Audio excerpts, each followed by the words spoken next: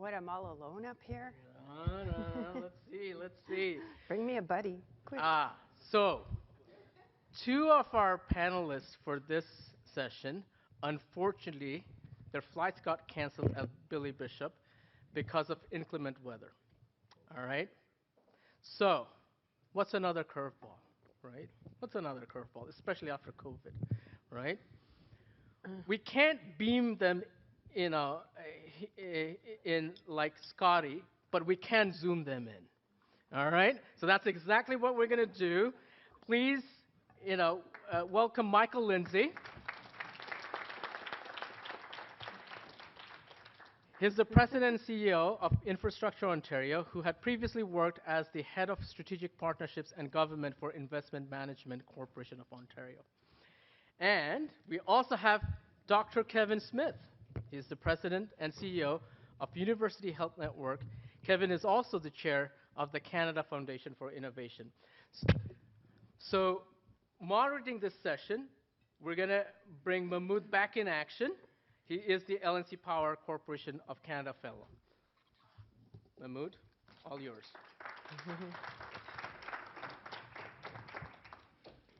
Okay, Angela, you're not alone. Hey, thank you. Thank you for joining me up here. There you go. You could have picked many other people, Thank you, Ramel. Welcome, Angela, Kevin, and my good friend Michael. I'm sorry for what you experienced this morning, but delighted that you could join us virtually. And I guess one of the great benefits of the pandemic is that we can actually do this stuff. Can they see us, or are we just seeing them? We can. We absolutely can. There you go. Good to see you guys. You hear us. Yeah. We often say that the most difficult session to do in a conference is the one just after lunch, which would kind of be setting ourselves up for something not so good. But look, I'm most fortunate. I've got these three great panelists. Just like with Tom, I'm just going to let them talk. I have to do very little work here. Now, I'm actually going to try and steer the conversation a little bit. But really, this is actually a conversation that you all want to have. So I know there are not going to be too many people falling asleep this afternoon. We've talked so much.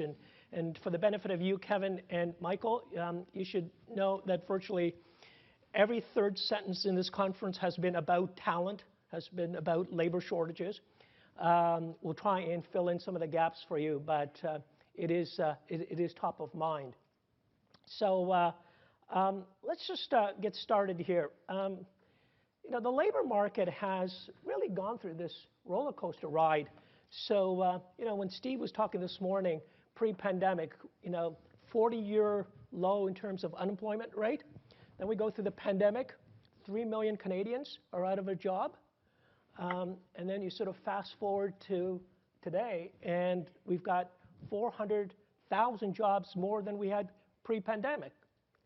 A really low unemployment rate and million vacancies. And then, of course, we've got this other thing that's happening, which is virtually every day, it seems like, there's another report, another study that talks about labor shortages and the talent gap. And Steve, you talked a little bit about how some of this probably will stabilize in the long run, and you had this really nice, interesting analogy about how the 70s and 80s were really marked by too many workers or employees, and this generation is about too few employees and people working. So we'll draw a little bit on all of that stuff. So where I wanted to really start off with, and Angela, I'm going to start off with you. There's something interesting happening in the ICT sector. So in recent weeks, we won't say people have talked about the doom and gloom of tech, but we've heard about the announcements. No such thing. No such thing, exactly. So Shopify, made some announcements about their restructuring and cutting their workforce. Meta laying out 10,000 workers. And we've got a number of startups who have tried to right size. And then we've got, on the other hand, we've got reports that say by the year 2030, Canada will need 250,000 ICT workers Yeah. Where's my good friend Ian? They often talk about in the Waterloo region, there's 25,000 vacancies at any particular time. So help us make sense of all this stuff. What's going on in the ICT sector? Well, look at Twitter. There's a lot of chaos I wasn't going to go there. on right now. I would say we're in a weird place right now. It's kind of a pandemic shift or some intermission between eras. And as you mentioned, the pandemic where we were accelerating the adoption of technology and companies were hiring in, and then we're in this place where all of a sudden some of them may be a little bloated and have hired too many, and we're doing some layoffs. We've got interest rates which are impacting small, medium, or scale-ups, and there's going to be downsizing with that. So we're facing all of these interesting times, but at the same time, we're in a global evolution, if you will, where technology is really transforming the world from every aspect, from every sector. No sector is immune to having to take on technology. So what we're experiencing really are a couple of key things. One of them is an absolute explosion of technology skills, and I'm going to use a word over and over today, and the word is predictive. We're not just able to understand the world from a job and profession perspective anymore, or what skills. We're now looking at, and I'll talk about technology that predicts where we're going to be 9 months from now. And that's what we need to be thinking about, because we're looking at how do we keep up, we are facing a huge labor shortage around the world. So understanding the types of skills, and we saw a chart earlier, it was very accurate. We have actually, and I'll talk a little bit more about that, a predictive AI platform that shares with us emerging trends of top skills in the tech sector, and those were quite accurate up there. We have a cyber shortage right now. I was in a meeting 2 hours ago with the head of the cyber center, and we're facing, and of course we have a shortage when you're looking at the average cost of a cyber breach at $7 million a company in Canada, and 280 days to even detect that you have a cyber breach. So you have that whole issue around the explosion of talent. Then we have the issue of demand accelerating way beyond supply. We can't even train people fast enough because the technology is advancing so quickly. The skills are changing before we can even catch up to that. So you have this acceleration in demand.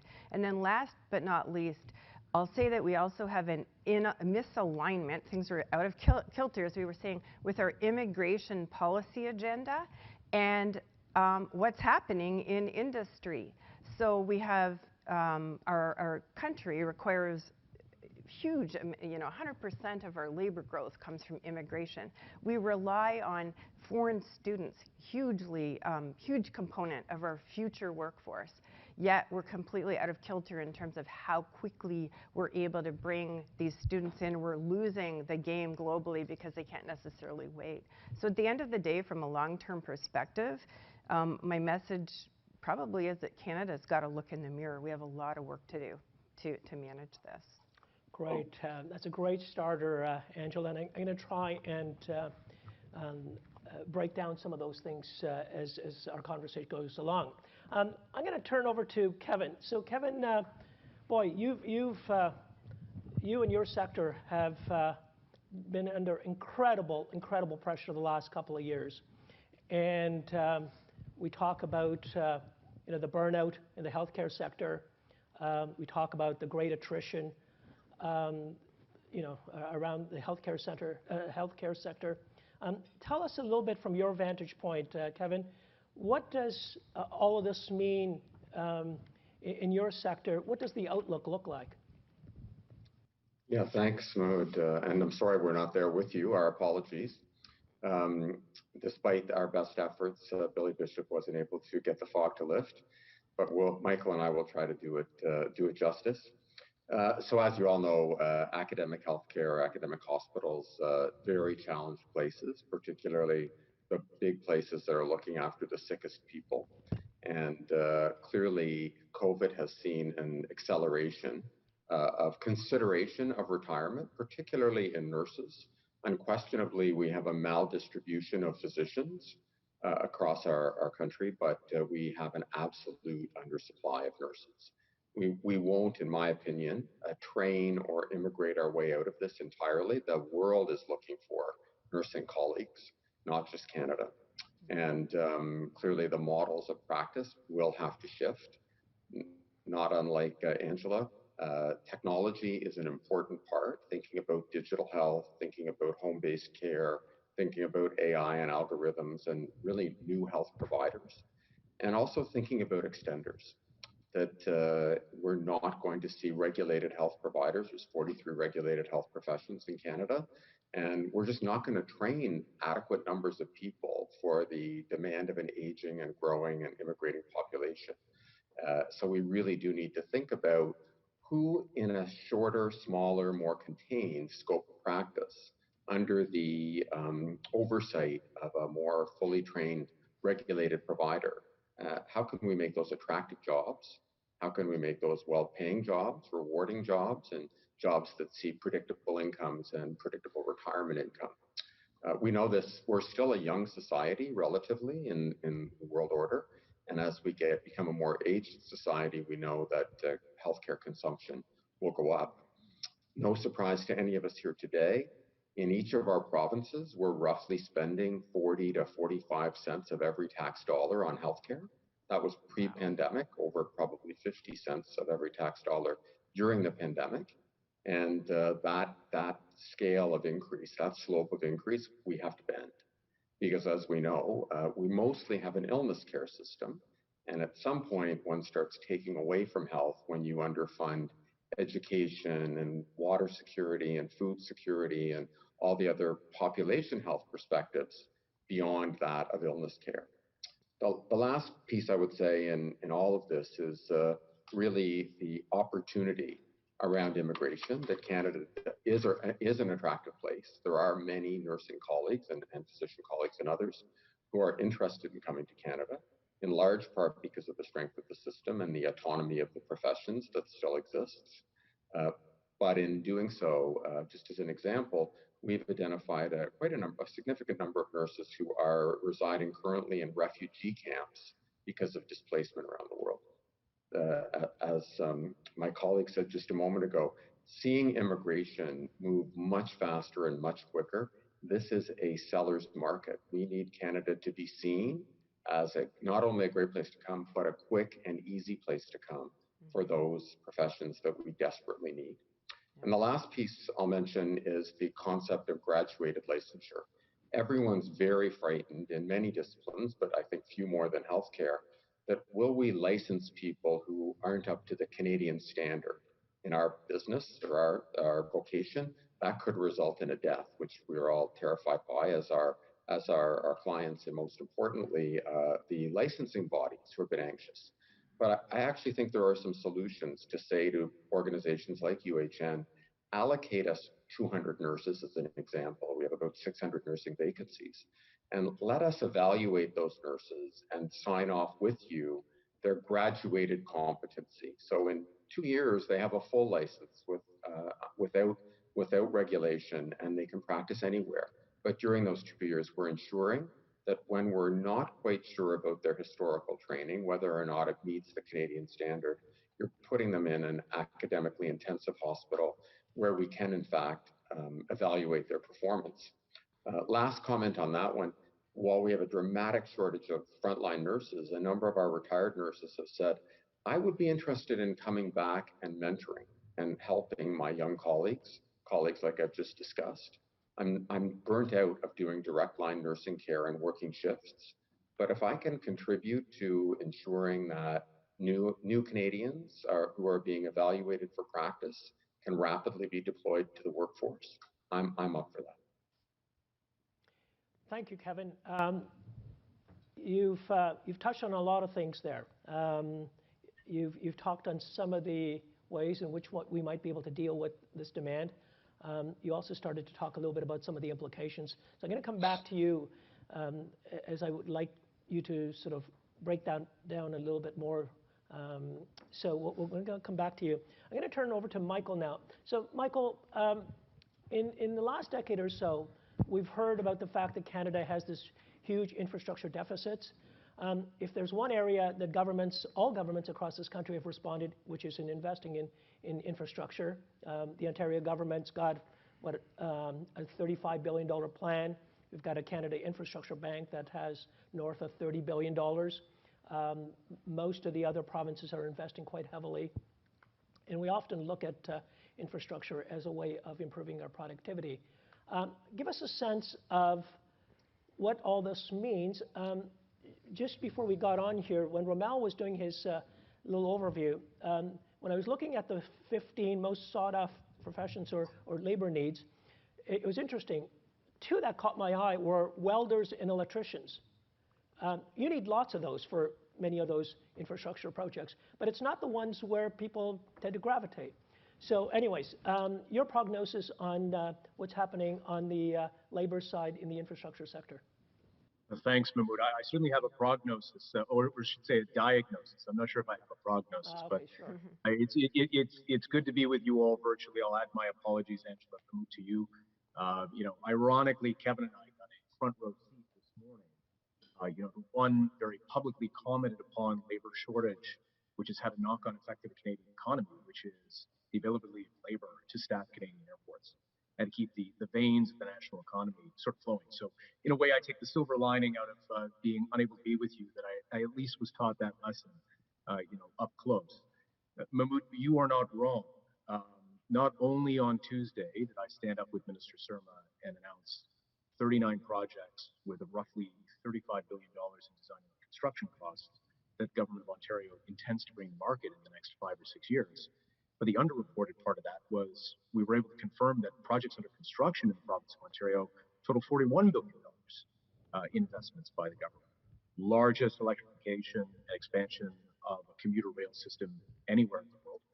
Largest expansion of a subways network, certainly in North America, if not anywhere in the world.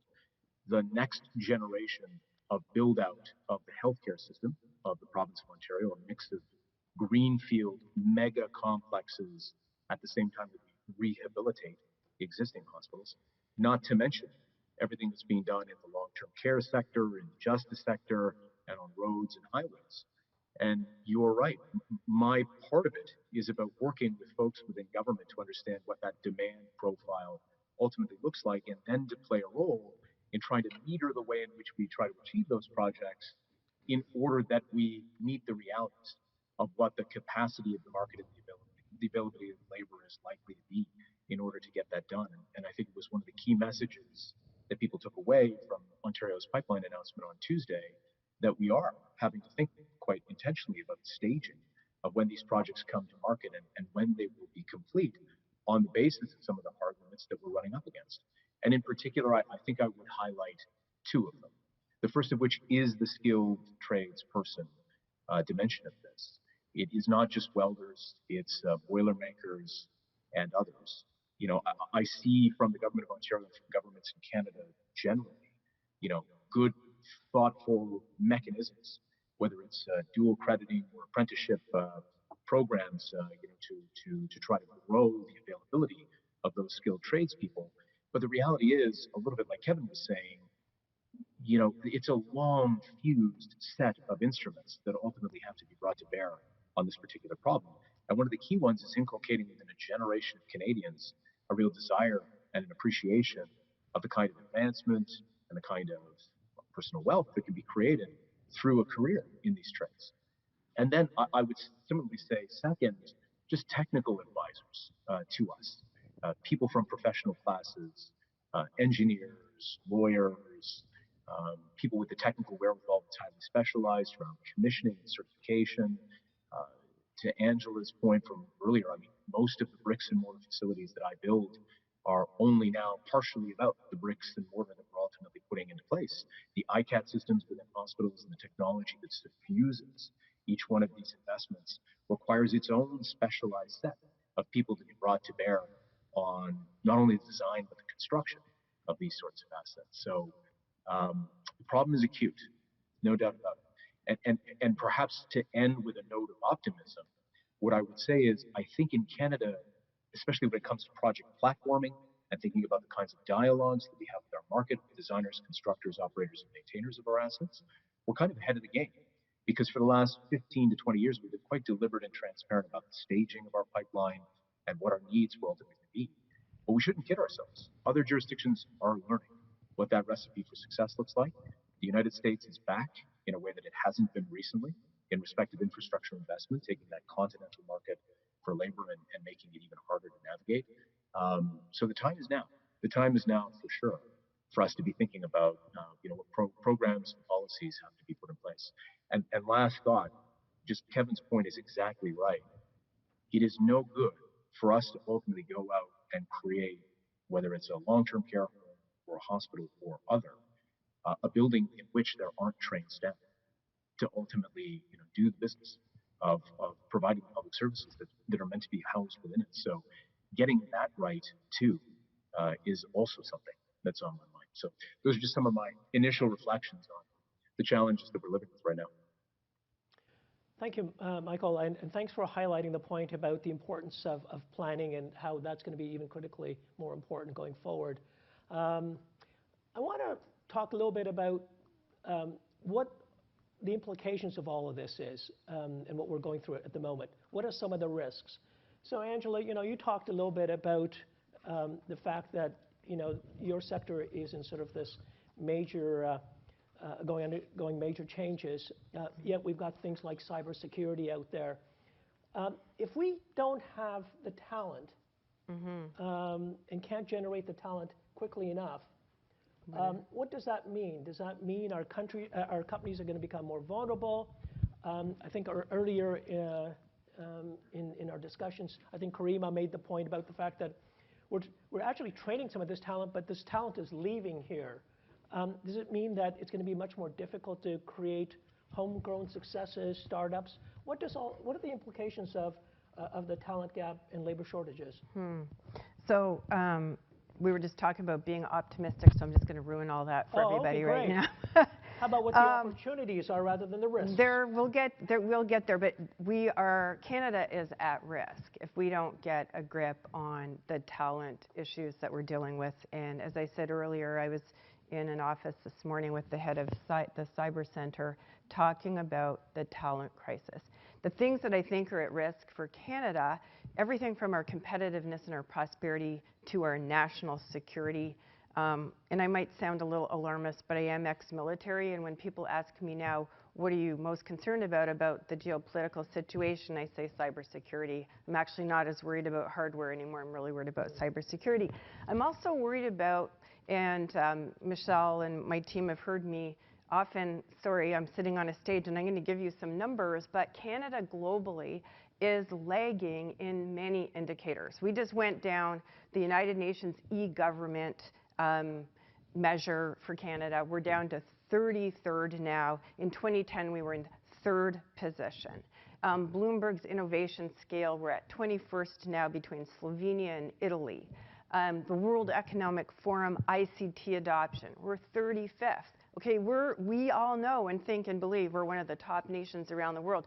But if you look at how we're doing in competitiveness from an ICT perspective or adoption or IP protection, we're not doing as well as many of us would think. And so when we think about, okay, what's the impact of this risk of demand and not being able to have that talent to fill that work? Think about the world of small, medium enterprises in Canada. They make up 99% of our companies. They're 10 million jobs. We know for a fact, and I'm going to do a shout out here for Accenture. We have Accenture sitting in the crowd. A 1% increase in digitalization for small, medium enterprises equals 0.5% impact to our gross domestic product. What do our small and medium enterprises do when they can't access the talent? First of all, they have to compete against bigger companies, and secondly, there isn't that much talent anymore. So that's a risk to our prosperity, to our global competitiveness. National security, more good news. 700,000 DC a couple weeks ago, meeting with my colleague, equal colleague down there, and they're looking at right now 700,000 positions in the States in cybersecurity vacant. In Canada, we're looking at about 25,000 positions right now. That's a big hole in our defense system in these two countries, and both countries are extremely worried about it. The good news is we had a very productive meeting this morning and hoping to really collaborate with our government on this particular issue. So at the end of the day, I think my key message here and what we're really striving to do, and this kind of session does, is we have to have collaboration with government and with industry. And I think it was Tom speaking earlier. Is he the one with the saying that governments have been good at consulting, not collaborating? The time is now, as we were saying earlier. We have to collaborate now to come up with strategies to avoid the risks that we're looking at and that we're facing. That was pretty optimistic. Okay, I'll get there, though, Okay. I promise. Okay, thank you very much, Angela. So Kevin, I'm sure this keeps you awake at night, which is about the delivery of the quality of health care. If we don't have enough nurses, we have a burnt out staff, we don't have enough physicians, record number of Canadians don't have physicians. What does all of this stuff mean for the delivery of health care? Yeah, well, I think what it Sorry, really it's a loaded does question. is it is for sure a loaded question, but it's a discussion of moral distress. And when healthcare providers or any profession can't deliver their profession to the level and standard that they've been trained to and that they know is a high quality standard for a first world country, they really do begin considering, is this the place for me to be? And I'm sure that's no different in ICT and security and infrastructure, and the list goes on. And the greatest concern I have actually is as moral distress grows, it drives more people away from healthcare, particularly from caring for the sickest and the most complex. And the work of a intensive care unit in an environment where we're doing multi-organ transplantation, the people are extremely specialized. So many, many years of professional education and then many additional years of subspecialty training in that clinical environment where you're literally doing cutting edge endeavors. And Canada, as Angela's pointed out, we are a great center to recruit from. We're popular, we're in demand, people love recruiting from Canada. The Canadians fit in well in other centers. They're highly trained, they're highly transferable and portable. And economically, there are opportunities. I don't think it's an overstatement to say, without getting this a bit more right than we have, really our one-tiered or universal access system becomes more and more at risk. That people are not only providers, but patients at the breaking point of saying, I want a better system than this. I can get better digital care for my dog, my car, my whatever house than I can for myself. And I expect more than that. And it exists. So gone are the days when the only people on a healthcare team would be doctors and nurses and physiotherapists and recreation therapists, the list goes on. We include data scientists. We include artificial intelligence experts, nudge theorists. Like it's a completely different world. And the healthcare team is a much broader, much more interdisciplinary team than ever. Michael mentioned this, and I think it's really important that funders, public and private, recognize the value of cyber infrastructure is at least as important, if not more important, in healthcare than it's ever been before. And I'll just pick on the number 1 and 2 presentations to our beleaguered emergency rooms today, which are chronic obstructive pulmonary disease, often called emphysema, and congestive heart failure. Those are the 2 most common reasons Canadians get admitted through an emergency room. Both of those are diseases where we have Canadian solutions using digital health platforms that can be scaled, that can dramatically change the number of people who need to be cared for in hospital. And frankly, if we can prevent an exacerbation of either of those diseases, it improves your longevity. Every time you suffer a significant exacerbation of heart failure, your heart muscle is further damaged and you never come back quite to that same level of heart health. So for me, I think that it's 3 pieces. 1, giving frontline providers some hope that the light at the end of the tunnel isn't the train. And at the moment, it feels a bit that way. 2, I think thinking about what are some other ways of delivering services that don't require us to bring people to hospital environments, but can much better care for them at home. And three, providing the kind of infrastructure that will allow them to be confident, be it virtual or physical or cyber, as well as lessening the moral distress of all professionals who truly feel I'm not providing the standard of care that I've been trained to. Thanks, Kevin. Look, you've got us started on some concrete ideas there. So let me just finish with Michael, then we're going to come back to this because I want to glean those 3 or 4 ideas before we open it up to the audience. So Michael, a little bit on the infrastructure side of things, and obviously you built the infrastructure in order for Kevin to run the hospitals and have people taken care of there. But if you don't have enough labor, you can't build hospitals fast enough. You can't build roads for people to move around quickly enough, transit systems, whatever they may be. Does this mean that the cost of infrastructure is just going to go, way too high and we may not be able to afford some of these projects? Or does it mean that what typically takes 2 years to build is now going to take 5 years to build, and that has consequences for productivity and economic growth and social well-being? Yeah, absolutely. Look to lean into the broader version of the question that you asked, Mahmood, the implications are going to be economic, social, and ecological associated with the failure to deliver the kind of infrastructure that we ultimately have in our pipeline. Take one example from each category.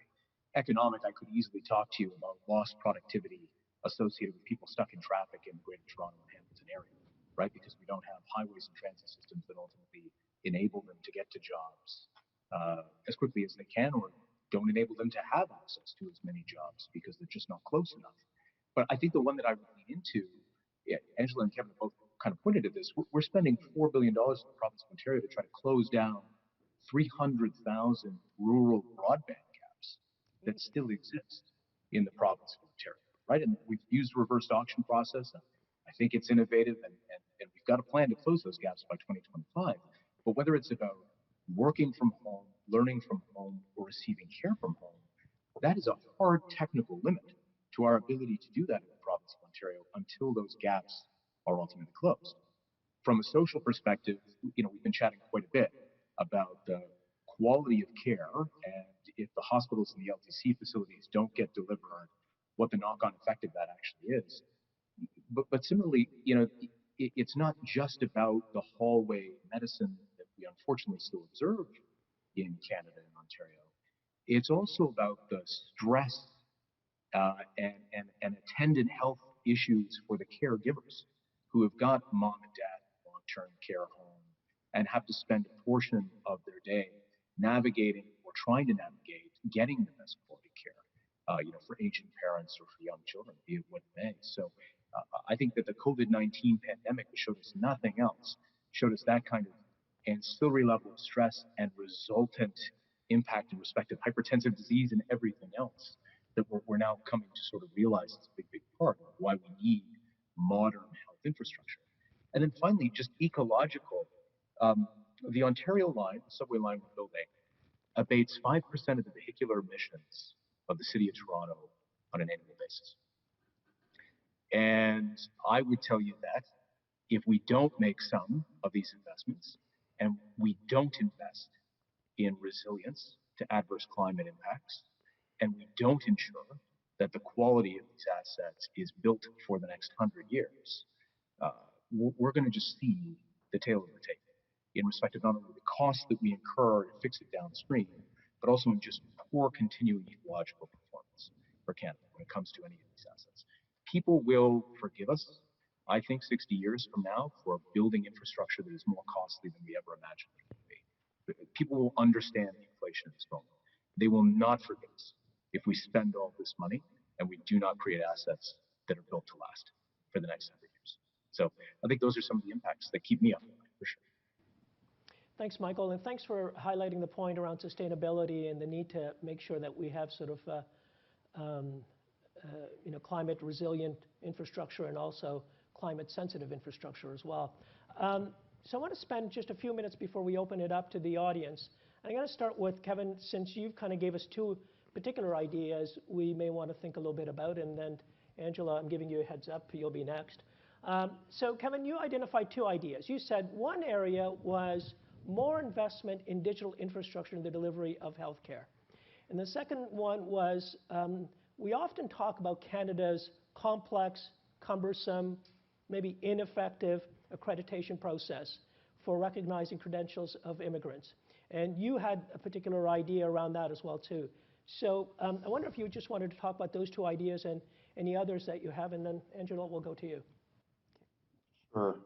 Well, let me start with the digital piece, because I think it really is exactly what both providers and consumers are demanding of us, as they should. And as both my colleagues have pointed out, it is a real opportunity for us to leapfrog and use the technologies that others are just exploring. Canada has an unbelievably rich and diverse ecosystem. So we are greatly advantaged in artificial intelligence, big data, a whole number of the backbone disciplines requiring digital health to be successful. And the government of Canada and the provinces have made massive investments in artificial intelligence and big data for healthcare and other disciplines. So we're starting from a place of great strength. We're also, I think, starting from a place where frontline providers are, as you pointed out, very much burnt out. And as we begin looking at how can we meet the needs of a growing population of a successful intervention. So many of the patients who are here at University Health Network today, 10 years ago, wouldn't have been in our beds because they wouldn't have survived, right? They would not have lived to today's quality of life because of the interventions that the healthcare system has been able to provide them and the changes in their own health and well-being that they've undertaken. So a victim of our success, and I'll pick on the remarkable population of transplant patients, who now because we've been we're North America's largest transplant center, Toronto General Hospital, and many of the patients that we transplant obviously live across the country. When you've had a heart-lung transplant, and the numbers are small, but obviously if you've had them, you're a very complicated case, and you're doing well. If you present to your local hospital, they may well say, I can fix your broken arm, but I have never seen a patient like you with these kinds of complex drugs and unique comorbidities. I'm loath to intervene even in a more simple approach, because I don't know what that's going to do to the broader balance of your system. And so our success really requires us to be able to say, we're going to group these complicated patients around centers of excellence across our country, and that absolutely requires digital infrastructure to do it. It also requires modernizing how we remunerate providers. So, and it also requires a national licensure. So think about a physician who today is saying, well, I'm looking after a patient in Nova Scotia, but I'm not licensed there. But there is no heart-lung transplant program there. It's in Toronto for Eastern Canada. Am I or am I not adequately covered to care for this patient in a jurisdiction I don't carry licensing? National licensure in health professions is an obvious opportunity for us. The second piece, as you talked about, was looking at how do we get more healthcare people here. And I am very respectful of the professional colleges being worried about licensing people, particularly in disciplines where the outcome could be deadly, without being sure that they're up to the standard.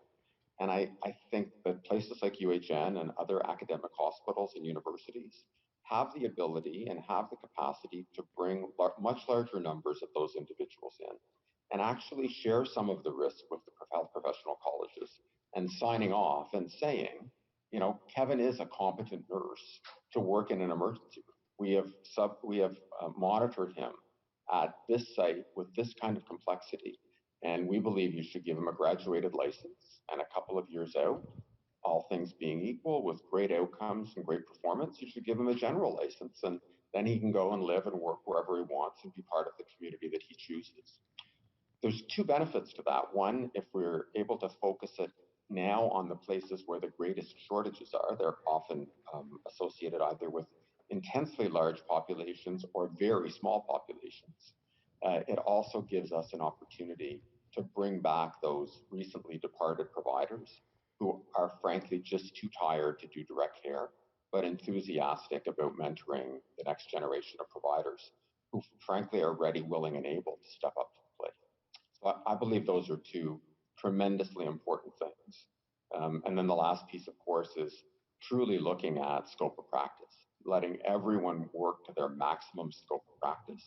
So we've heard lots of discussion about pharmacists doing a lot more. We've seen in the pandemic, pharmacists doing many more inoculations and vaccinations, and the list goes on. But think about that across the health disciplines, and then think about, I would say, a particular population who has great need and benefit and has stepped up for Canadians are personal support workers. So they've been the backbone of the system, particularly for the frail elderly during this pandemic. Mostly women, often new Canadians, frequently single parent families, unpredictable work, not great incomes, not great benefits.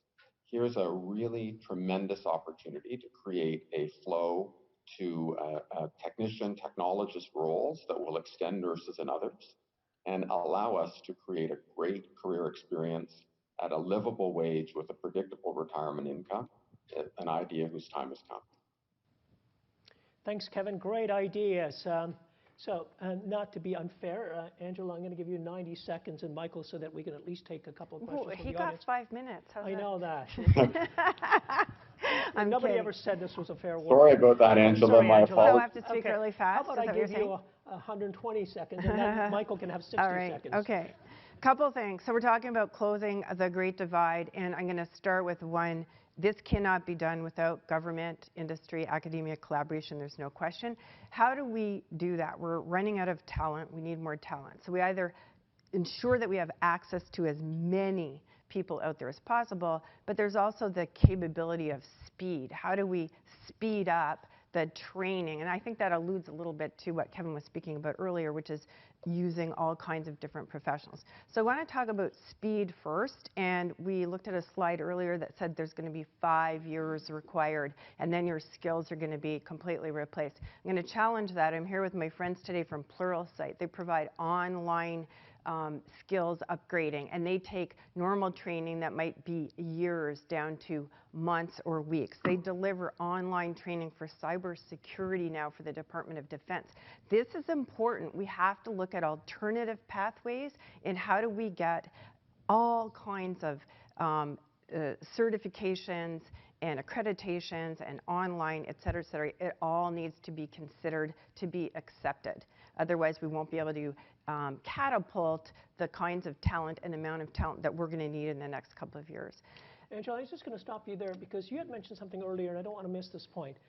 You talked a little bit to me about adjacent careers, did you say? I can't remember. Technology adjacent. Technology adjacent skills, right? Right. Which means basically not everybody needs to be a software engineer or a computer scientist in order to be in the ICT sector. And many of the new jobs which have been created don't necessarily need that. Exactly. So talk to us a little bit about that particular idea.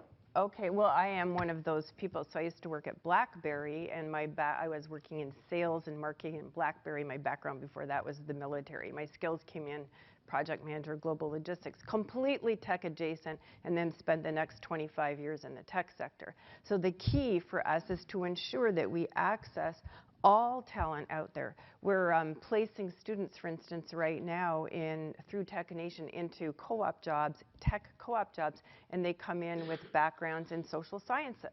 And they're learning about working in human resource departments in tech, if you will. I do want to land on one last thing that I think is critical, and I'm going to call it intelligent immigration. We have the capability and we have the platforms here in Canada. They're AI-driven, they're predictive, that we can better align. We're going to be depending on smart immigration in Canada. I think we've just announced 500,000 people in the next 3 to 5 years as our ceiling for immigration.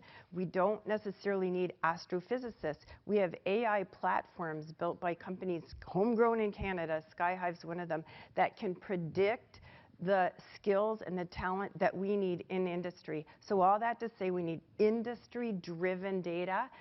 It can provide our IRCC with the data we need, and it can pull the refugees and the mini immigrants that want to come into Canada and completely align and match what we need in Canada. So intelligent immigration is a really important strategy going forward. Fantastic. That's terrific. Okay, Michael, I will give you exactly 1:45.